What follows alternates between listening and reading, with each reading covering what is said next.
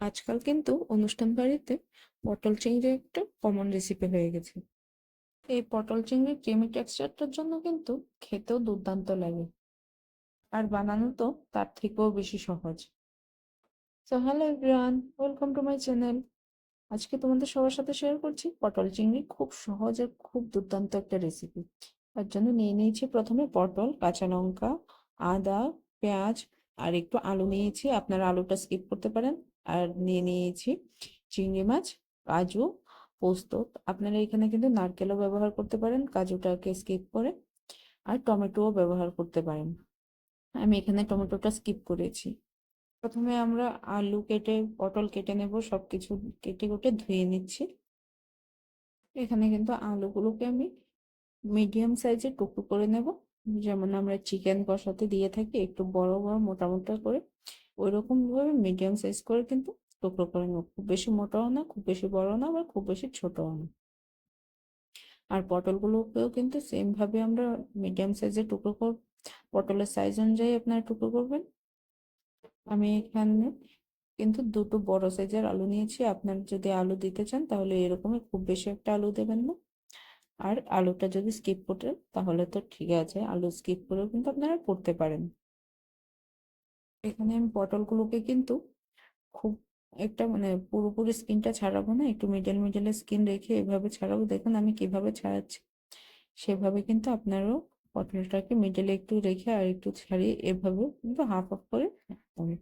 তারপর এইভাবে আমি মিডল থেকে টুকরো করে 4 টুকরো করে নিচ্ছি। আমার পটলগুলো না পেকে গেছে, তাই আমি বীজগুলো ফেলে দিচ্ছি।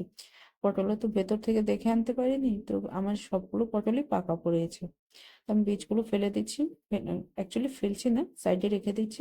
বীজগুলো কিন্তু পরে অন্য একটা রেসিপি করে নেব, সেটা আপনাদের সাথে আমি পরে শেয়ার করে দেবো। আমি সবগুলো পটল এভাবে কেটে বীজগুলোকে আলাদা করে দেবো। আর আপনাদের যদি পটলটা কচি থাকে তাহলে কিন্তু আপনারা বীজটা সহ একবারে নিয়ে নিতে পারেন। যারা আমার চ্যানেলে নতুন আছেন, প্লিজ আমার চ্যানেলটিকে সাবস্ক্রাইব করে পাশে থাকা বেল আইকনটি প্রেস করে দেবেন, যেন নতুন নতুন ভিডিওর আপডেট সবার আগে আপনারা পেয়ে যান। আর আমার ভিডিও যদি ভালো লেগে থাকে তাহলে লাইক, শেয়ার, কমেন্ট করতে কিন্তু ভুলবেন না। এখানে আমি পটল আর আলু কাটা হয়ে গেছে। এবারে পেঁয়াজের স্কিন ছাড়িয়ে নিয়েছি, আদাটাও ছুলিয়ে নিচ্ছি আমি। তারপর সবকিছু ধুয়ে আমরা কিন্তু একটু মোটা করে চপ করে নেব। এখানে কিন্তু আমি কয়েক কোয়া রসুনও নিয়ে নিয়েছি। আপনারা রসুনটাও স্কিপ করতে পারেন বা রসুনটা দিতে পারেন, রসুনের স্মেলটা কিন্তু দুর্দান্ত লাগে এই রেসিপিটাতে। তাই আপনারা চেষ্টা করবেন যে রসুনটা দিতে। যাদের রসুন পছন্দ না তারা কিন্তু স্কিপ করতে পারেন। এখানে আমি একটু মোটা মোটা করে কেটে নিচ্ছি পেঁয়াজটাকে, কেন কি এটা আমাদের মিক্সিং জারে দিতে হবে। আপনারা কিন্তু পেঁয়াজটাকে একদম মিহি করে যদি ছোট চপ করতে পারেন সেভাবে আপনারা দিতে পারেন। আমি এখানে সবগুলো একসাথে নিয়ে নিচ্ছি, পেঁয়াজ, আদা, রসুন, কাঁচা লঙ্কা কিন্তু একটা বাটিতে তুলে নিচ্ছি। কেন কি প্রথমে আমরা এগুলোকে একটু ভাজবো, তারপর কিন্তু আমরা পেস্ট করব। তাই আমি এই পটল চিংড়ির রেসিপির জন্য কিন্তু আমি নিয়ে নিয়েছি বাগদা চিংড়ি। আপনারাও এই চিংড়িটা ব্যবহার করার চেষ্টা করবেন। ছোট চিংড়িতে কিন্তু টেস্টটা খুব একটা আসে না, তার থেকেও বেশি যে এই চিংড়িগুলো কিন্তু বোঝাই যায় না যে এটা চিংড়ির তরকারি নাকি অন্য কিছু। গলদা চিংড়িতে কিন্তু খুব বেশি বড় হওয়াতে খুব একটা ভালো লাগে না, তাই বাগদা চিংড়িটাই প্রেফার করি। যাই হোক, আমাদের কাটাকুটি হয়ে গেছে। এবার একটা কড়াই বসিয়ে দিলাম গ্যাসের মধ্যে। এইখানে আমি কিছুটা তেল দিয়ে দিচ্ছি। এখানে আলুগুলো আমরা নুন হলুদ দিয়ে প্রথমে ভেজে নেব।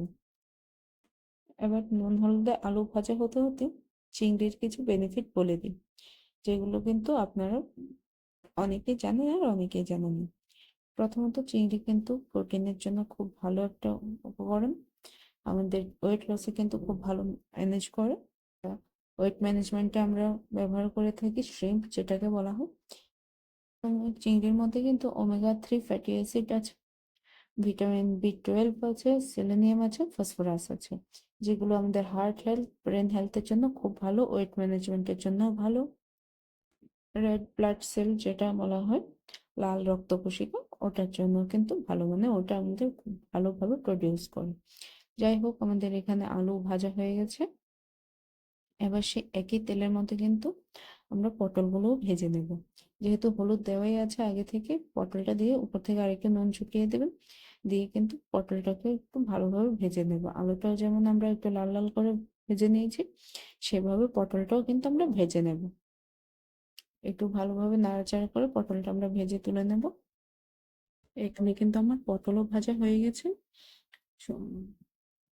এবার পটলগুলোকে কিন্তু আমি একইভাবে আলুর সাথে একই বাটিতে তুলে নিচ্ছি। আর সেই একই তেলে কিন্তু আমি চিংড়িগুলোকেও ভেজে নেব। চিংড়ি কিন্তু খুব বেশি ভাজতে হয় না, এপিট ওপিট উল্টে পাল্টে 1 থেকে 2 মিনিটের জন্য আমরা ভেজে নেব। চিংড়ি বেশি ভাজলে কিন্তু রাবারি হয়ে যায়, শক্ত হয়ে যায়, চিংড়ির যে ময়েশ্চারটা সেটা কিন্তু নষ্ট হয়ে যায়, আর খেতে কিন্তু ভালো লাগে না। আর এই চিংড়িটা যেহেতু আমরা পটলের সাথে পরে আবারও কুক করবো, তার জন্য কিন্তু চিংড়িটাকে আমরা 1 মিনিট থেকে 1.5 মিনিটের মধ্যে এপিট ওপিট উল্টে পাল্টে ভেজে তাড়াতাড়ি করে একটা আলাদা বাটিতে তুলে রাখবো। কেন কি পটল চিংড়ি যখন অনেকটা রান্না হয়ে যাবে, শেষ মুহূর্তে কিন্তু আমরা চিংড়িটা ইউজ করব, তাই আমাদের আলাদা বাটিতে তুলে রাখতে হবে। এই পর্যায়ে কিন্তু আমরা কিছুটা তেল একটা বাটিতে তুলে রেখে দেবো, কেন কি এই তেলটা আমরা পরে ব্যবহার করবো। আর বাকি তেলটাতে যে পেঁয়াজটা আমরা কেটে রেখেছিলাম, পেঁয়াজ, রসুন, আদা, কাঁচা লঙ্কা, সেগুলো একসাথে দিয়ে দেবো। দিয়ে একটু নাড়াচাড়া করে কিছুটা হাফ কুক হয়ে গেলে, যতক্ষণ না পেঁয়াজ রসুনের কাঁচা গন্ধ চলে যাচ্ছে, ততক্ষণ আমরা নেড়ে চেড়ে একটু ভেজে নেব। তারপর কিন্তু মশলাটা আমাদের গ্রাইন্ড করতে হবে, তো একটু ভাজাভাজি হয়ে গেলে তখন আমরা এটাকে একটা বাটিতে তুলে নিতে হবে, বা মিক্সিং জারে ডাইরেক্ট নিয়ে নিলেও হবে। আমি যেমন মিক্সিং জারে নিয়ে নিয়েছি ডাইরেক্ট, বেশি বাটি আর ভরাইনি। তো যাই হোক, এই মশলাটা কিন্তু একটু ঠান্ডা হওয়ার পর মিক্সিং জারে আমরা পেস্ট করে নেব, বা আপনি যদি বাটিতে তুলে নেন একটু ঠান্ডা হওয়ার পর কিন্তু এটাকে একটু ভালো পেস্ট করে নিতে হবে। এখানে পেঁয়াজটা ভাজার পর দেখুন কড়াইটা কিন্তু নোংরা হয়ে গেছে, এটাতে যদি পেঁয়াজের যে পেস্টটা আছে সেটা দিলে কিন্তু লেগে যাবে। তো কড়াইটাকে আপনি ধুয়ে নিতে পারেন, বা অন্য একটা প্যান বা কড়াই ব্যবহার করতে পারেন। এবার মিক্সিং জারে পেস্ট করার পর সেই বাকি যে তেলটা তুলে রেখেছিলাম সেটা আমি দিয়ে দিলাম কড়াইতে। দিয়ে তেজপাতা, শুকনো লঙ্কা ফোড়ন দিয়েছি, আর সাথে গোটা জিরে ফোড়ন দিয়েছি। দিয়ে একটু ভাজা হয়ে গেলে আমাদের যে পেস্টটা রেডি করা আছে সেই রেডি করা পেস্টটা আমরা এটাতে অ্যাড করে দেব। দিয়ে খুব ভালোভাবে নাড়তে হবে। নেড়ে চেড়ে আমাদের এই মশলাটা কিন্তু একটু কষাতে হবে। এখানে আমি মিক্সিং জারটা ধুয়ে কিছুটা জলও ব্যবহার করেছি, তা না হয় কিন্তু মশলাটা পুড়ে যাবে। তো আপনি যদি মিক্সিং জার ধুয়ে না দেন, তো নর্মালি আপনি একটু জল দিয়ে দেবেন। তারপর মশলা, শুকনা মশলাগুলো আছে সেগুলো আমরা ব্যবহার করব। এখানে দিয়ে দিয়েছি হলুদ গুঁড়ো, স্বাদ মতো নুন, কাশ্মীরি লঙ্কার গুঁড়ো, যেহেতু আমরা কাঁচা লঙ্কা ব্যবহার করেছি তাই এখানে কাশ্মীরি গুঁড়ো লঙ্কা দিয়েছি। এবার দিয়ে দিচ্ছি জিরে আর ধনে গুঁড়ো। জিরে গুঁড়োটা আমি কম নিয়েছি একটু, ধনে গুঁড়োটা এখানে বেশি রেখেছি, এটাতে কিন্তু টেস্টটা একটু ভালো আসে। তো আপনারা যদি এরকম পছন্দ করেন, ধনে গুঁড়োর ফ্লেভারটা পছন্দ করেন বেশি, তাহলে ওটা দিতে পারেন, না হয় কিন্তু দুটোই জিরে আর ধনে সমান সমান ভাবে দিতে পারেন। দিয়ে ভালোভাবে মিক্স করে আমাদের তেল ছাড়া পর্যন্ত কিন্তু কষাতে হবে। এখানে কিন্তু আপনার যদি টমেটো ব্যবহার করে থাকেন, এই পর্যায়ে টমেটোটাও দিয়ে দেবেন, টমেটোটা পেস্ট করে দেবেন। দিয়ে তারপর এটাকে ভালোভাবে মিক্স করে নেবেন। আমি এখানে টমেটোর পরিবর্তে কিন্তু টক দই ব্যবহার করেছি, একটু ট্যাঙ্গি ফ্লেভারটা আসার জন্য এখানে টক দইটা আপনি দিতে পারেন। টক দইটা দিলে কিন্তু গ্রেভিটা যে হয় সেটা কিন্তু দুর্দান্ত ক্রিমি একটা টেক্সচার আসে। টমেটোতেও আসে, কিন্তু তার থেকে টক দইয়ে কিন্তু একটু ভালো ফ্লেভার আসে এবং টেক্সচারটা দুর্দান্ত একদম ক্রিমি সফট আসে। তো এখানে টক দইটা দিয়ে খুব ভালোভাবে নাড়াচাড়া করতে হবে যতক্ষণ না তেল ছাড়ছে সাইড থেকে, ততক্ষণ কষিয়ে নেব। নিয়ে এবার আলু আর ভাজা পটলটা কিন্তু আমরা এখানে অ্যাড করে দেবো। দিয়ে আরো কিছুক্ষণ ভেজে ভুজে একসাথে মিক্স করে নিয়ে এবার পরিমাণ মতো জল দিয়ে দিল।